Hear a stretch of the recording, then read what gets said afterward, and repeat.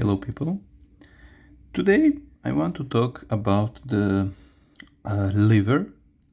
Exactly, I want to talk about liver histology and some important points in liver histology. Mostly the cells that make up the hepatic lobule. So here in this drawing, this is basically how this hepatic lobule is made up and structured in the liver. But first of all, here we have the liver. The liver is a big organ and it has multiple functions. And it is made up of so-called hepatic lobules. So if you would take a part of this liver and put it under a microscope, you would see something like this. So this structure, which is a hexagonal structure, is called a hepatic lobule. This hepatic lobule, so the hepatic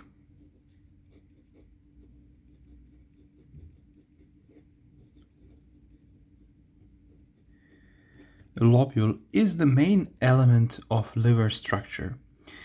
On its corners, it has arteries, veins, and bile ducts, which contribute to bringing blood in and out to the hepatic lobule, and the bile ducts get the bile out in the gut.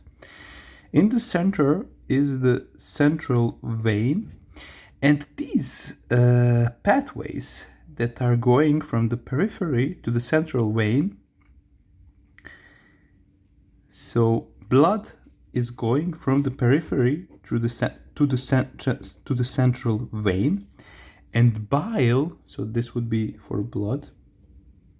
And when we're talking about bile is going the opposite way. So it is going from the center of the hepatic lobule to the periphery, and it is going out in the gut. So these rows are actually rows of cells, and there are many thousands of cells, and the main cell of the hepatic lobule is obviously the hepatocyte.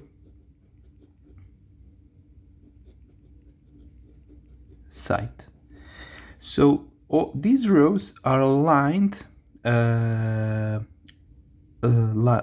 like in big 3D rows. So this is not one row in one plane. In many planes there are many of these cells, and these are the main cells contributing to many functions of the liver, like protein synthesis, protein storage, synthesis of cholesterol, bile salts, detoxification, and so on and so on. So if we would zoom into this sector, so now we will see how a part of this hepatic lobule looks like. So we will take a slice. We will take a slice of this hepatic lobule and zoom into it and see how and what is the structure of this hepatic lobule. So this would be the structure. So we could say that here is the periphery, and these are the sinusoid capillaries going to the central vein, which would be somewhere here in the center. And we sliced a part of the hepatic lobule, and this is how these rows of hepatocytes look. And first of all, this pathway, this is actually the wall of a sinusoid capillary.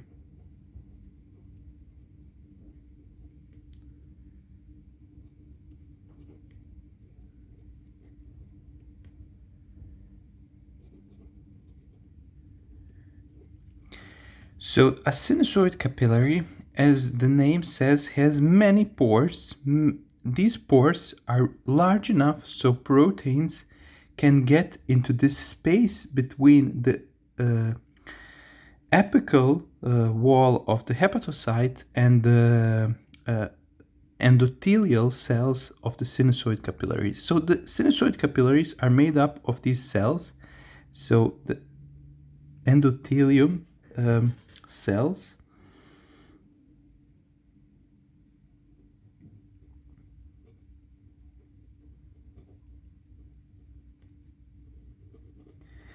these cells make up these very porous sinusoid capillaries, which let many proteins into this space, the so-called perisinusoidal space, so or the space of Desay. So the space of Desay is this space between the hepatocytes and the endothelial cells. So here, this space between, it is not that large, between the hepatocyte and the endothelium cell, this is called the perisinusoidal space, or the space of Desay. In the space of Desay,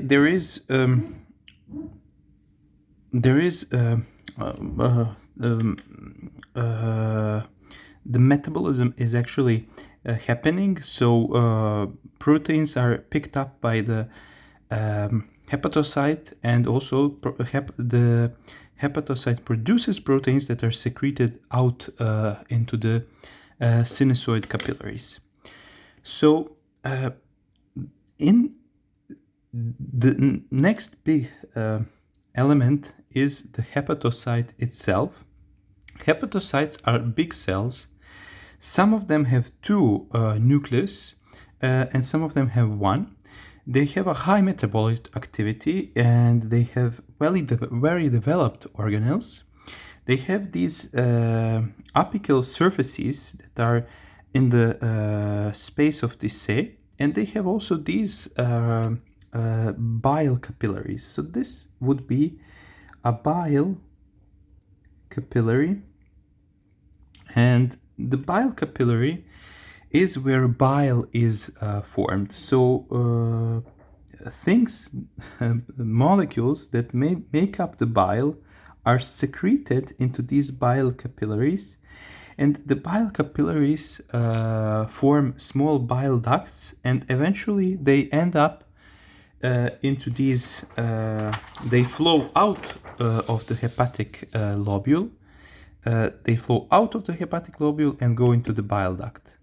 But the blood that is coming into the hepatic lobule, it is entering the sinusoid capillaries, and it is going through the central vein into the portal circulation.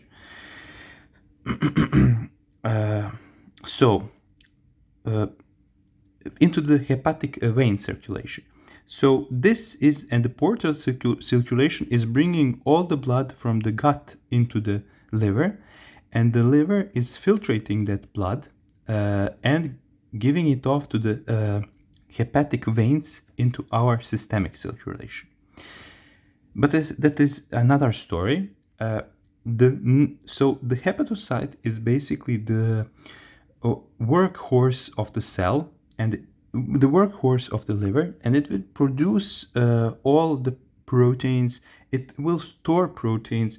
It will synthesize cholesterol, bile salts, phospholipids. It will also detoxify, modify, and excrete many substances. It will also secrete bile. The lifespan of a hepatocyte, so this would be a hepatocyte,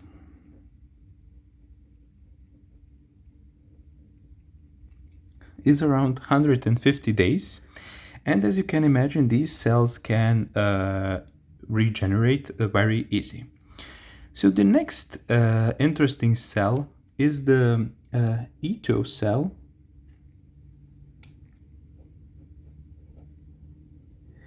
These cells are also called hepatic stellate cells. They are important for storing vitamin A. So it is said that 80% of stores of vitamin A in the body are in these cells, but they are also still in research because they contribute to the regeneration of the liver in normal situations.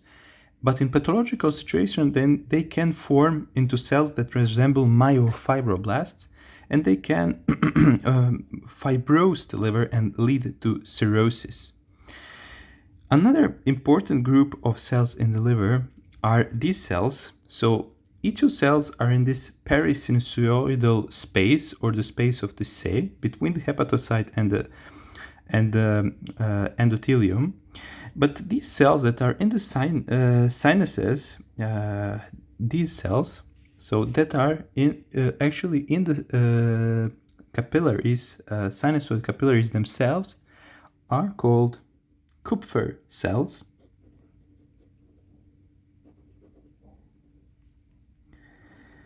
So the Kupfer cells are actually liver macrophages. And these are very numerous. The second most numerous cell in the liver after the hepatocyte, that is obviously the first, and 50%, so 50% of the body's macrophages are actually these Kupfer cells. So you can imagine that the liver has a huge immunological importance. And these Kupfer cells, the macrophages, they are there to eliminate every pathogen and every foreign body that comes from the portal circulation from the gut into the liver, and not let it go to the central vein in the lobule, and then later into the hepatic veins, and later into the inferior vena cava and in the systemic circulation. So there are guardians that guard the systemic circulation, that nothing bad goes into that circulation.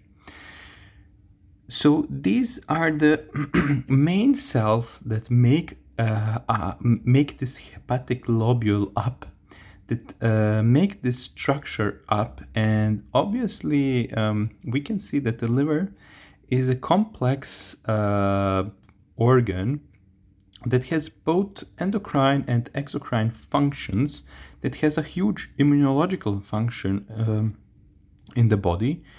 So it is of huge importance that this organ is functioning all right in order to keep the body functioning. The good thing is that because the hepatocytes can regenerate easy, the liver can actually